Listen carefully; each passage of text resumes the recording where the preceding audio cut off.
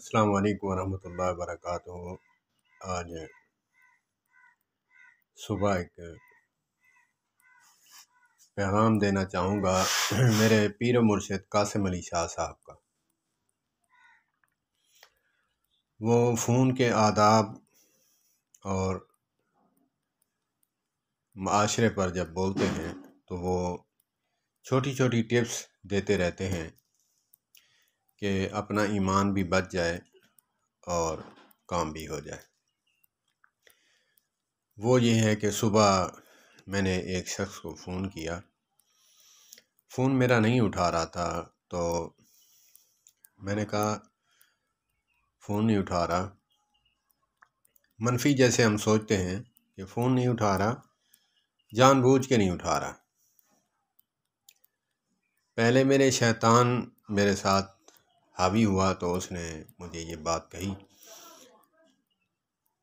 جب رحمان کی طرف سے الہام ہوا تو میں نے سوچا یار کوئی مجبوری ہو، واش روم میں ہو یا بائک چلا رہا ہو، بہت سی باتیں ہو سکتی ہیں،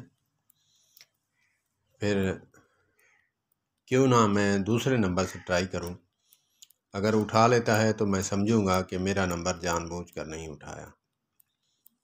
پہلی کال پہ، وہ بھی پہلی بیل پہ جب اس نے اٹھا لیا تو میں سمجھوں گا کہ میرا جان بوجھ کر نہیں اٹھا رہا تھا، اگر اس پہ بھی نہیں اٹھاتا تو میں سمجھوں گا کہ بیزی ہے۔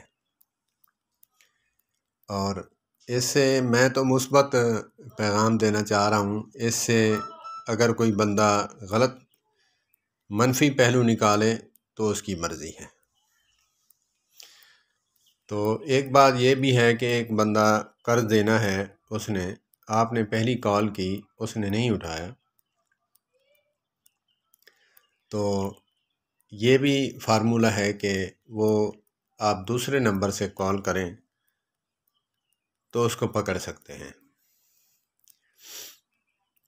تو میں نے جب کال کی اس نے نہیں اٹھایا، الحمدللہ میرے پیر و مرشد قاسم علی شاہ صاحب کے لیے بھی دعائیں ڈھیروں نکلی، اور میں نے اللہ کا شکر ادا کیا کہ ایک مسلمان کے بارے میں پڑوسی تھا جس کو میں نے کال کی۔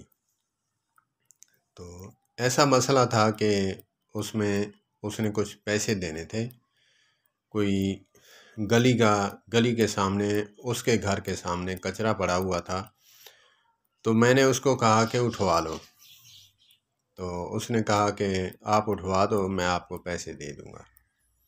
تو ابھی میں نے مزدور لگایا ہے، تو میں نے اس کو کال کی تو نہیں اٹھا رہا تھا، یہ وجہ تھی، شاید میں نے کہا کہ نہ اٹھا رہا ہو۔ کافی منفی ہم سوچتے ہیں، تو اللہ پاک ہمیں مثبت سوچنے کی عادت نصیب فرمائے اور اپنا ایمان بچا کر رکھنے کی توفیق عطا فرمائے۔ یہ تھا چھوٹا سا پیغام۔ اللہ پاک میرے پیر و مرشد قاسم علی شاہ صاحب کو بہت بڑی صحت والی لمبی زندگی عطا فرمائے۔ والسلام علیکم ورحمۃ اللہ وبرکاتہ۔